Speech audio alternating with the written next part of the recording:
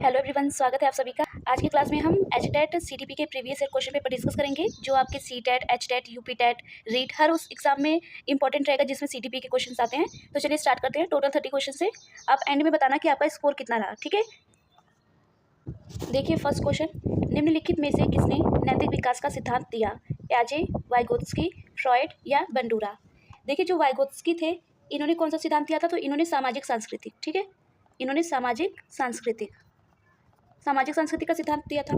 और जो फ्रॉइड थे, इन्होंने किसका सिद्धांत दिया था? तो याद रखेंगे, मनोविश्लेषणात्मक सिद्धांत। ठीक है, और बात करें बंडूरा की, तो जो बंडूरा थे, इन्होंने सामाजिक अधिगम सिद्धांत दिया, सामाजिक अधिगम सिद्धांत। ठीक है, और जो प्याजे थे, इन्होंने नैतिक विकास का सिद्धांत दिया। तो राइट आंसर हो जाएगा आपका फर्स्ट, प्याजे। अब सेकंड क्वेश्चन, तृतीयक चक्रीय प्रतिक्रियाएं विकसित होती हैं संविदात्मक गामक अवस्था के दौरान, पूर्व सक्रियात्मक अवस्था के दौरान, मूर्त सक्रियात्मक अवस्था के दौरान या औपचारिक सक्रियात्मक अवस्था के दौरान? देखिए जो प्याजे हैं, इन्होंने 4 स्टेजेस तो दिए, लेकिन उसके भी क्या है, उप स्टेजेस भी दे रखे हैं। तो जो ये तृतीयक चक्रीय प्रक्रियाएं होती हैं, इसमें क्या होता है कि जो बच्चा होता है वो क्या करता है, नई चीज़ों को सीखने का प्रयोग करना शुरू कर देता है। ठीक है, नई चीज़ों को कैसे सीखेंगे, वो एक्सपेरिमेंट करने लग जाता है। तो वही चीज़ें होती है तृतीय चक्रीय प्रक्रियाएं। अब ये किस अवस्था के अंदर आता है? तो याद रखना, ये आप लोगों का जो सेंसरी मोटर स्टेज होता है, मतलब संवेगात्मक गामक जो अवस्था होती है, इसके अंदर आता है। और किस चरण के अंदर आता है? ये 5वें उपचरण के अंदर आता है। और इसकी स्टेजेस भी कभी कभी पूछी जाती है, तो 12 से 18 महीने। ठीक है, तो तृतीय चक्रीय प्रतिक्रियाएं क्या होती हैं? इसमें जो बच्चा होता है, नई नई चीज़ों को सीखने के लिए प्रयोग शुरू कर देता है, और ये संवेगात्मक में अवस्था में आएगी, 5वें उपचरण में आएगा, और एज जो रहेगी वो 12 से 18, इतना याद रखना। अब देखिए थर्ड क्वेश्चन, निम्नलिखित में से कौन सा कथन विकास के संदर्भ में सही नहीं है? ये एक सतत प्रक्रिया है, ये एक आयामी होता है, इसकी संचयी प्रवृत्ति होती है, इसमें वैयक्तिक विभिन्नता पाई जाती है। तो देखिए यहाँ पे आपके ग्रोथ एंड डेवलपमेंट से क्वेश्चन आया है, एक सतत प्रक्रिया है, तो ये बात एकदम सही है। जो विकास होता है ये जन्म से मृत्यु तक चलता रहता है ना, तो ये एकदम सही बात है, आपको नहीं पूछा है। ठीक है, एक आयामी, देखिए जो विकास होता है ये एक आयामी नहीं होता, ये बहुआयामी होता है, याद रखना, बहुआयामी होता है। और इसमें क्या होता है, जो शारीरिक, मानसिक, सामाजिक हर तरीके के विकास होते रहते हैं। ठीक है, अब नेक्स्ट बात करते हैं संचयी प्रवृत्ति क्या होती है। देखिए संचयी प्रवृत्ति का मतलब क्या होता है कि जो पिछली अवस्था में आपने कोई चीज़ सीखी, वो आपको अगली अवस्था में सीखने में मदद करे। कि आपने पहले कुछ सीखा था, बाद में आप कोई नई चीज़ सीख रहे हो, तो आपको मदद करती है, तो ये संचयी प्रवृत्ति के कहलाता है। और व्यक्ति भिन्नता क्या होती है कि हर पर्सन अपने आप में डिफरेंट होता है, किसी का पर्यावरण अलग है, किसी की लैंग्वेज अलग है, मतलब किसी की हैबिट्स अलग होती हैं, तो सब कुछ, कोई भी पर्सन एक दूसरे से मैच नहीं खाता, सब अलग अलग होते हैं, तो इसीलिए इसमें व्यक्ति विभिन्नता भी पाई जाती है। तो आपका राइट आंसर हो जाएगा सेकंड, एक आयामी। अब देखिए नेक्स्ट क्वेश्चन, उत्क्रमणीय योग्यता विकसित होने की अवस्था, मूर्त सक्रियात्मक अवस्था, पूर्व सक्रियात्मक अवस्था, औपचारिक सक्रियात्मक अवस्था या संवेदी गामक अवस्था, कौन सी इसमें से हो जाएगी? देखिए उत्क्रमणीय योग्यता क्या होती है, इसका मतलब क्या होता है कि पलटाव का नियम, कि अगर आप किसी बच्चे को बोल रहे हो कि घर से स्कूल का रास्ता बता रहे हो, तो वह स्कूल से वापस घर का रास्ता भी जान जाए, वो सीख जाए, तो वही होता है उत्क्रमणीयता, मतलब पलटाव का नियम। सपोज अगर आपने बोला 3 + 4 कितने होते हैं? 7, तो बच्चे को अगर ये पता है कि 7 - 4 भी कितना होता है? 3, या 4 + 3 भी कितना होगा? 7। अगर बच्चे को इतना आ जा रहा है, तो वही क्या होती है? उत्क्रमणीय योग्यता होती है। अब ये किस अवस्था में विकसित होती है? तो याद रखना कि जो एज ग्रुप है 7 से 11 वर्ष, इसमें बच्चे विकसित कर लेते हैं, तो ये किसके अंदर आ जाएगा? तो मूर्त सक्रियात्मक अवस्था। तो इसीलिए राइट आंसर आपका हो जाएगा फर्स्ट, मूर्त सक्रियात्मक अवस्था। अब देखिए नेक्स्ट क्वेश्चन, निकटता के सिद्धांत की संकल्पना किसके द्वारा दी गई है? थॉर्नडाइक, पेवलोव, स्कीनर या वर्दिमर? देखिए जो थॉर्नडाइक है, इन्होंने ट्रायल एंड एरर की थ्योरी दी है, मतलब कि प्रयत्न एवं भूल। ठीक है, ये इंपॉर्टेंट है, ये आपके DT+B PRT में पूछा गया है, हर एग्जाम में आता है, तो इंपॉर्टेंट है। अब जो पेवलोव थे, इन्होंने कौन सा दिया था? तो इन्होंने क्लासिकल कंडीशनिंग की थ्योरी दी है, जिसको हम बोलते हैं शास्त्रीय अनुबंधन। ठीक है, अनुबंधन की थ्योरी दी है। एंड बात करते हैं जो स्कीनर थे, इन्होंने क्रिया प्रसूत तक दिया था। ठीक है, क्रिया, जिसको बोलते हैं ऑपरेंट कंडीशनिंग। ठीक है, क्रिया प्रसूत। और जो फोर्थ है वर्दिमर ने निकटता के सिद्धांत दिया है, इसीलिए राइट आंसर आपका हो जाएगा फोर्थ। अब देखिए नेक्स्ट क्वेश्चन, निम्नलिखित में से किसका अध्ययन मनोविज्ञान एवं बाल विकास के प्रतिच्छेदन बिंदु पर स्थित है? सामाजिक मनोविज्ञान, औद्योगिक मनोविज्ञान, संगठनात्मक मनोविज्ञान या विकासात्मक मनोविज्ञान? देखिए सामाजिक विज्ञान समाज के बारे में बात करेगा। ठीक है, इसमें समाज नहीं, इसमें बाल विकास की बात की गई है। औद्योगिक, ठीक है, ये औद्योगिक इंडस्ट्रियल, विकासात्मक विकास से रिलेटेड होगा, और संगठनात्मक जो संगठन क्षेत्र होते हैं। तो देखिए इसमें क्या हो जाएगा कि जो आपका राइट आंसर होगा वो फोर्थ होगा। क्यों? क्योंकि जो विकासात्मक होता है, इसमें क्या है कि जो बाल विकास है, ये कैसे डेवलपमेंट होगा, बच्चे के जो शारीरिक, मानसिक, सामाजिक जो परिवर्तन होंगे जन्म से मृत्यु तक, इन सब पे पूरा केंद्रित होकर अच्छे से वो करता है इंटरसेक्शन। तो इसीलिए आपका राइट आंसर हो जाएगा क्या? फोर्थ। अब देखिए नेक्स्ट क्वेश्चन, मनोविज्ञान की प्रथम प्रयोगशाला के खोजकर्ता या प्रतिपादक थे William wound, Elder Alfred, Cyril word या जीन प्यासे।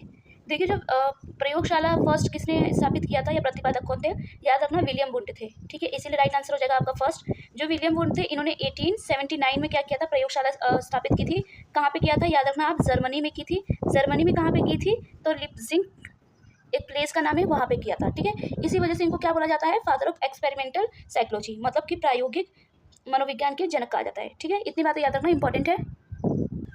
देखिए नेक्स्ट क्वेश्चन, निम्नलिखित में से कौन सी प्याजे के संज्ञानात्मक विकास की अवस्था नहीं है, मूर्त सक्रियात्मक अवस्था, पूर्व सक्रियात्मक अवस्था, संवेदात्मक कामक अवस्था या गुप्तावस्था।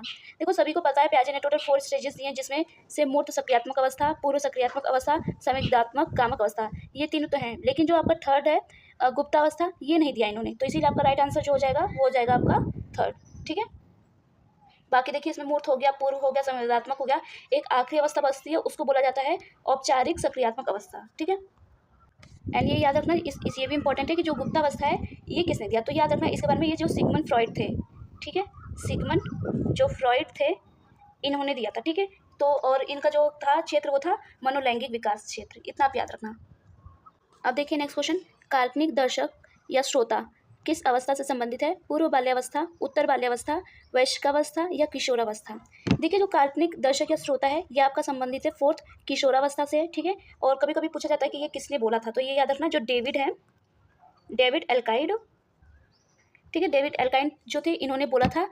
इनके अकॉर्डिंग क्या है कि जो किशोरावस्था में जो किशोर होते हैं वो अहम केंद्रितवाद होते हैं, और उनको ऐसा लगता है कि जो उनके व्यवहार है या जो दिखावा है हर कोई क्या है उन्हीं को देख रहा है, ठीक है।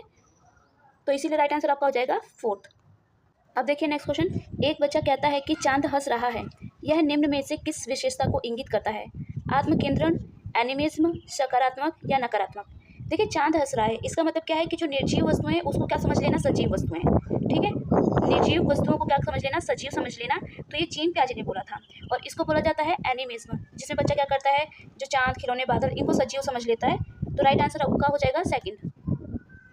अब देखिए नेक्स्ट क्वेश्चन, क्रिया प्रसूत अनुकूलन के अनुसार कौन सा कथन सही है, नकारात्मक पुनर्वनन वांछनीय व्यवहार बढ़ाता है, एक बार सीखा गया व्यवहार कभी भूला नहीं जा सकता, दंड एक सकारात्मक पुनर्वनन है, नकारात्मक पुनर्वनन अवांछनीय व्यवहार को बढ़ाता है। देखिए जो क्रिया प्रसूत है याद रखना ये BF स्किनर ने दिया था। अब इनके अकॉर्डिंग क्या है, इन्होंने ये नहीं बोला था कि दंड एक सकारात्मक पुनर्वनन है, ठीक है, नकारात्मक बोला था, इसलिए थर्ड कट गया। एक बार सीखा गया व्यवहार कभी भूला नहीं जा सकता, ये भी बात गलत है। अब नकारात्मक पुनर्वनन वांछनीय व्यवहार कैसे दे देगा, तो ये भी गलत है। तो ये नकारात्मक कौन सा व्यवहार देगा, अवांछनीय, इसीलिए राइट आंसर आपका हो जाएगा फोर्थ। अब देखिए नेक्स्ट क्वेश्चन, बालक अंतर्बोध परीक्षण किसके द्वारा विकसित किया गया, ठीक है। तो देखिए इसमें क्या है, बैलक, थॉर्स्टन, थॉर्नडाइक या ऑलपॉट। तो देखिए ये जो विकसित किया गया था CAT, ठीक है, ये किसके द्वारा विकसित किया गया था, तो ये बैलक के द्वारा विकसित किया गया था। अब देखिए थर्स्टन जो थे इन्होंने क्या दिया था, कौन सा सिद्धांत दिया था, तो जो थर्स्टन थे इन्होंने ग्रुप फैक्टर जो था वो दिया था। थॉर्नडाइक ट्रायल एंड एरर की थ्योरी दी थी, और जो ऑलपॉट थे इन्होंने कौन सा सिद्धांत दिया था, विशेषज्ञ सिद्धांत, ठीक है, ट्रेड्स थ्योरी। तो राइट आंसर आपका हो जाएगा फर्स्ट। अब देखिए नेक्स्ट क्वेश्चन, उपलब्धि अभिप्रेरणा सिद्धांत किसने प्रतिपादित किया था, मैकलीलैंड, मास्लो, कर्टलेविन या हर्जबर्ग। देखिए जो उपलब्धि अभिप्रेरणा का सिद्धांत था वो मैकलीलैंड ने दिया था, ठीक है, इसीलिए आपका राइट आंसर हो जाएगा फर्स्ट। अब बात करते हैं मास्लो, अब्राहम मास्लो ने कौन सी थ्योरी दी थी, तो इन्होंने आवश्यकता पदानुक्रम का सिद्धांत दिया था, ठीक है, आवश्यकता पदानुक्रम का सिद्धांत दिया था। और जो कर्ट लेविन थे इन्होंने क्षेत्र का सिद्धांत दिया था, ठीक है, याद रखना कि क्षेत्र सिद्धांत दिया था। और जो हमारे हर्जबर्ग थे इन्होंने क्या दिया था, 2 फैक्टर थ्योरी दी थी, ठीक है, द्विकारक सिद्धांत दिया था। तो इसीलिए राइट आंसर आपका हो जाएगा फर्स्ट। बाकी के मैं इसलिए बताती जा रही हूँ क्योंकि आपसे पूछ सकता है, क्योंकि ऑप्शन है ये इंपॉर्टेंट है, इसी ऑप्शन से पूछेगा आपसे, मतलब एग्जामिनर की नज़र में ये सारे ऑप्शन इंपॉर्टेंट है, तो इसीलिए इन ऑप्शन के बारे में आपको पता होना चाहिए। अब देखिए नेक्स्ट क्वेश्चन, श्रीकलन संप्रत्यय आधारित है, शास्त्रीय अनुबंधन सिद्धांत, क्रिया प्रसूत अनुबंधन सिद्धांत, सामाजिक संज्ञानात्मक सिद्धांत, प्रयास एवं त्रुटि का सिद्धांत, ठीक है। देखिए जो श्रीकलन संप्रत्यात्मक जो था ये किसने दिया था, तो पहले ये आप याद रखेंगे ये BF स्किनर ने दिया था। देखिए स्किनर से रिलेटेड कितने क्वेश्चन आ रहे हैं, BF स्किनर ने दिया था। और इसके अनुसार क्या होता है, मतलब श्रीकलन संप्रत्यय होता क्या है, ये क्या होता है, एक मनोवैज्ञानिक तकनीक होती है जिसमें क्या होता है कि जो हमारे व्यवहार है उसको छोटे छोटे जो चरण होते हैं उसमें तोड़ा जाता है। तो ये किसके अंदर आएगा, ये भी इंपॉर्टेंट है, तो याद रखना क्रिया प्रसूत के अंदर आएगा, ठीक है।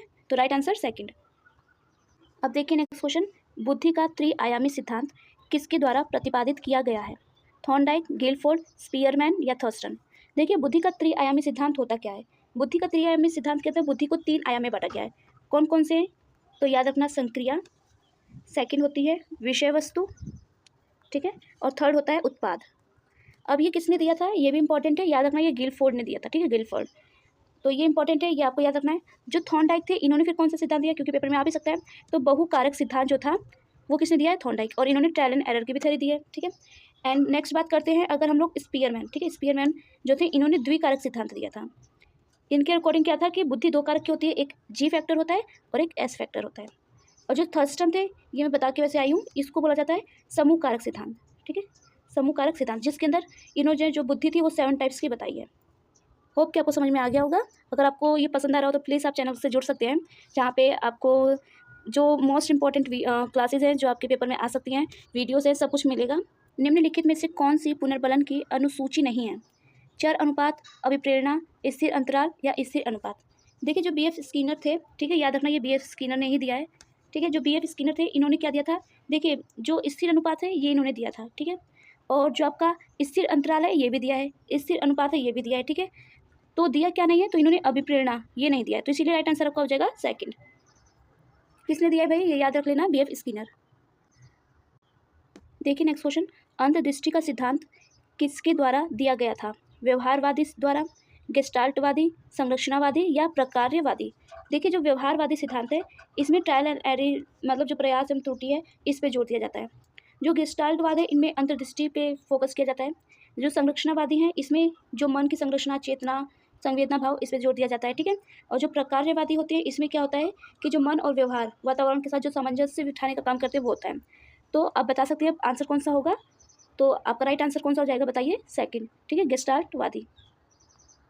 देखिए नेक्स्ट क्वेश्चन, भय संवेग किस मूल प्रवृत्ति से जुड़ा है? पलायन, लड़ाई, निवृत्ति या जिज्ञासा। देखिए सबसे पहले आप याद रखेंगे कि जो मूल प्रवृत्ति थे ये यूपी टेट में भी आया था, तो मतलब कि UP TET, C TET, H TET, मतलब सब सेम ही रहता है लगभग। तो आप सारी क्लासेस देखिए, सारे प्रीवियस ईयर देखिए, बहुत बेनिफिट होगा। ऐसा नहीं है कि यूपी टेट की क्लास है तो हम सी टेट वाले नहीं देखेंगे, या सी टेट की क्लास है तो एच टेट वाले नहीं देखेंगे। हर क्वेश्चन हर एग्जाम में आता है। सेम क्वेश्चन यूपी टेट में आया था, मैंने इसी चैनल पे प्रोवाइड किया है। अगर आप देखेंगे वो वीडियो सीटीपी की तो आपको पता चलेगा कि हाँ ऐसे ही क्वेश्चन आ रहे हैं। देखिए मूल प्रवृत्ति जो था ये याद रखना, ये मैकडूगल ने दिया था, ठीक है, मैकडूगल ने दिया था। इनके अनुसार जो मूल प्रवृत्तियाँ होती हैं वो टोटल कितनी होती है, 14 होती है, ये भी याद रखना। अब बात करते हैं पलायन। देखिए पलायन का इन्होंने बताया था क्या, भय, ठीक है, और जो निवृत्ति है इसका बताया था इन्होंने घृणा, घृणा, ठीक है। लड़ाई, लड़ाई को युद्ध सा भी बोला जा सकता है, इसको बोला था क्रोध। और जो जिज्ञासा है इसमें आ जाएगा आश्चर्य। तो इसीलिए अब राइट आंसर आप बता ही सकते हैं कौन सा हो जाएगा, फर्स्ट, ठीक है। अगर सेशन पसंद आ रहा हो तो प्लीज़ सब्सक्राइब कर दीजिए, चैनल से जुड़ सकते हैं आप। देखिए नेक्स्ट क्वेश्चन, निम्नलिखित में से कौन सा बुद्धि लब्धि गणना का सही सूत्र है? CA/MA × 100, MA CA × 100, CA 100 MA। देखिए आप चारों ऑप्शन देख लीजिए कौन सा राइट आंसर होगा। देखिए राइट आंसर हो जाएगा आपका सेकंड, MA/CA × 100, ठीक है। अब देखिए इसके बारे में आप कुछ बात है, देखिए MA का मतलब क्या होता है, MA का मतलब होता है मेंटल एज, ठीक है, मतलब मानसिक आयु, याद रखना। और CA का मतलब होता है वास्तविक या कालानुक्रमिक आयु, ठीक है, वास्तविक या कालानुक्रमिक आयु। और इंटू क्या होता है, 100। अब देखिए इसका जो सूत्र था ये प्रतिपादित किसने किया, पेपर में आपके आ सकता है, तो याद रखना विलियम स्टर्न, ठीक है। और बाद में क्या हुआ था कि जो लुइस थे टर्मन, उन्होंने क्या दिया था, जो 100 था ये गुणा करने का सुझाव दिया। अब देखिए नेक्स्ट क्वेश्चन, ब्रॉन फ्रेनवेनर के जैव पारिस्थितिकीय सिद्धांत के अनुसार नियम और कानून उदाहरण है सूक्ष्म तंत्र के, मैसो, बृहत या समय तंत्र। देखिए जो सूक्ष्म तंत्र होता है, ठीक है, सूक्ष्म तंत्र इसको बोला जाता है प्राथमिक स्तर, ठीक है, प्राथमिक स्तर। इसके अंदर क्या आ जाएंगे, इसके अंदर आपका आ जाएगा परिवार, मित्र, शिक्षक और पड़ोस, ठीक है। अब नेक्स्ट है मैसो। देखिए मैसो के अंदर क्या आ जाएगा, मैसो के अंदर जैसे कि जो मतलब कि जैसे कि जो बच्चों के माता पिता, उनके जो शिक्षक, इनके भी जो संबंध होता है वो मैसो के अंदर आ जाता है, ठीक है। और बृहत के अंदर क्या आता है, बृहत के अंदर आपका जो मूल्य हैं, रीति रिवाज हैं, विचारधारा है, देश कानून के जो नियम हैं, ये सब आता है। और जो आपका समय होता है, ये समय जीवन संबंधी जो घटनाएं होती है वो होता है। तब कानून तो किस में आएगा, बृहत में आएगा, तो इसीलिए राइट आंसर आपका कौन सा हो जाएगा, फोर्थ, ठीक है। तो इसीलिए राइट आंसर आपका कौन सा हो जाएगा, थर्ड। अब देखिए नेक्स्ट क्वेश्चन, डिसकैलकुलिया एक प्रकार का चलन अक्षमता, मानसिक रुग्णता, मानसिक मंदता या अधिगम अक्षमता, कौन सा होगा? देखिए जो डिसकैलकुलिया होती है ये क्या होता है, संख्यानात्मक डिसलेक्सिया होती है, मतलब जिसमें बच्चे क्या होते हैं, ये मैथ से संबंधित होता है, कैलकुलेशन। इस ये होता है अधिगम अक्षमता, इसीलिए राइट आंसर आपका हो जाएगा फोर्थ। ये सारी जो डिसकैलकुलिया है, डिस्ग्राफिया है, डिस्फ्रेजिया है, ये सब मैंने क्या है इसी चैनल पे शॉर्ट में डाल रखे हैं सारी वीडियोस, आप वो देखिए। डेली आप देखेंगे 2-2 3-3 सेकंड में आपके सारे कॉन्सेप्ट क्लियर होते जाएंगे, ठीक है। और बहुत बेनिफिट होगा, टाइम भी वेस्ट नहीं होगा। तो आप वहाँ पे जाके वो सारी वीडियोस देखिए, सारे मैंने करवा रखे हैं। और वो जितने भी वीडियो शॉर्ट्स में आपको मिलेंगे सब ऐसे हैं कि किसी न किसी एग्जाम में पूछ रखे हैं, मतलब कोई भी फालतू की वीडियो वहाँ पे मैंने नहीं डाल रखी है। प्रीवियस ईयर को देखा है, जो क्वेश्चन रिपीट हो रहे हैं उसी से रिलेटेड वीडियो डाल रही हूँ ताकि आपको बेनिफिट हो, ठीक है। तो आप देख सकते हैं। देखिए नेक्स्ट क्वेश्चन, निम्नलिखित में से कौन सा एक सकारात्मक पुनर्बलन के रूप में प्रयोग नहीं हो सकता? नहीं पूछा है, मतलब गलत आंसर बताओ। टॉफ़ी, बिस्किट, कड़वी दवा या पैसा? देखिए पैसा तो सकारात्मक का काम करेगा, बिस्किट भी करेगा, टॉफ़ी भी करेगा, लेकिन कड़वी दवा नहीं कर सकता ना बच्चे, कड़वी दवा। तो इसीलिए राइट आंसर आपका हो जाएगा थर्ड। और याद रखना कि अब देखिए नेक्स्ट क्वेश्चन, निम्नांकित में से कौन सा निरीक्षणात्मक अधिगम का तत्व है? बुद्धिमत्ता, संग्रहण, अनुबंधन या व्यक्तित्व? देखिए जो निरीक्षणात्मक जो अधिगम है, ठीक है, ये किसने दिया था? सबसे पहले ये आपको याद होना चाहिए, तो ये याद रखना आप, जो एल्बर्ट बंडूरा थे इन्होंने दिया था, ठीक है। अब इन्होंने क्या दिया था, जो अधिगम के तत्व है इन्होंने ये 4 दिया था। अब कौन कौन से हैं तो फिर वो भी याद रख लो, अब मैं लिखवा देती हूँ। अवधान फर्स्ट स्टेप, ठीक है। उसके बाद आता है संग्रहण, संग्रहण या धारण, ठीक है। और जो थर्ड होगा उसको बोलते हैं पुनरुत्पादन, उत्पादन। और जो थर्ड होता है उसको बोला जाता है अभिप्रेरणा। अब बताइए कौन सा हो सकता है? देखिए बुद्धिमत्ता तो नहीं आया, अनुबंधन नहीं आया, व्यक्तित्व नहीं आया, क्या आया था? संग्रहण। तो इसीलिए राइट आंसर आपका हो जाएगा क्या? सेकंड।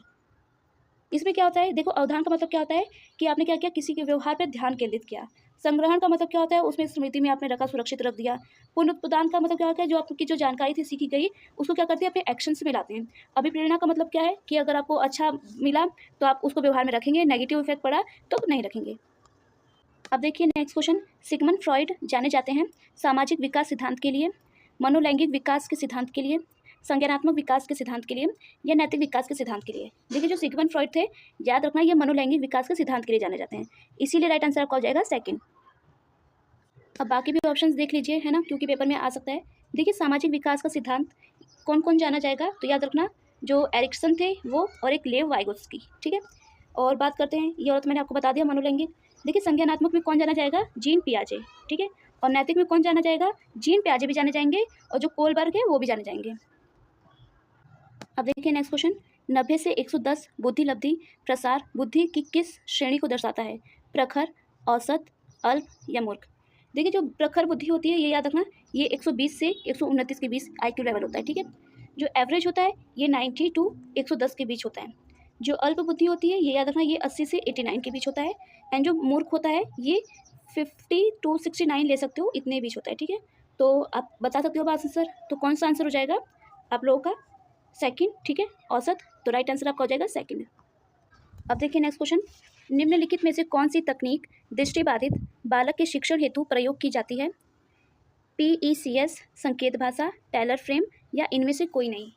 अब देखिए पहले मैं आपको सारे ऑप्शन समझा देती हूँ, फिर आप आंसर बताना। देखिए इसमें क्या होता है, पहले इसकी फुल फॉर्म में याद रखने ना। देखिए P से क्या होता है, पिक्चर, E से होता है एक्सचेंज, C से होता है कम्युनिकेशन एंड S से होता है सिस्टम।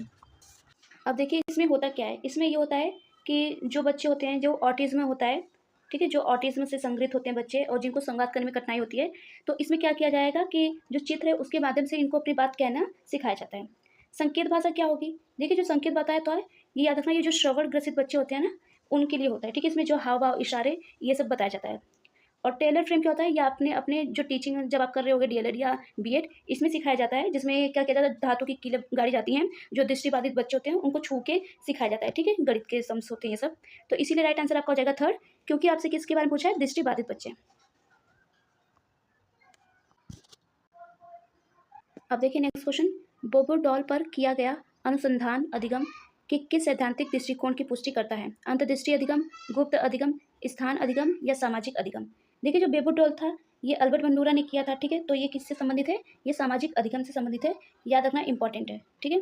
अब बात करते हैं सबसे पहले अंतर्दृष्टि, ठीक है। अब देखिए जो प्लेस लर्निंग है ये याद रखना, ये रहा।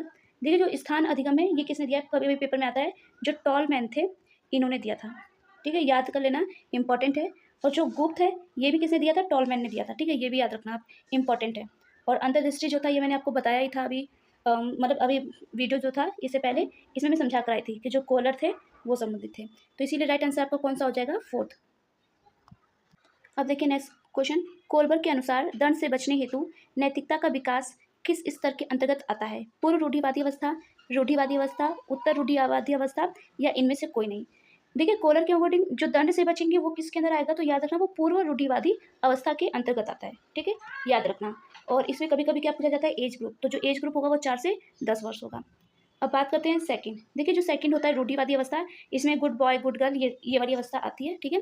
जो उत्तर होता है इसके अंदर क्या होता है कि मतलब कि इसमें बोला जाता है कि जो नियम है समाज की वो भलाई के लिए हैं, ठीक है। अगर वो न्याय संगत होंगे तो उसको क्या कर सकते हैं आप लोग, चेंज भी कर सकते हो।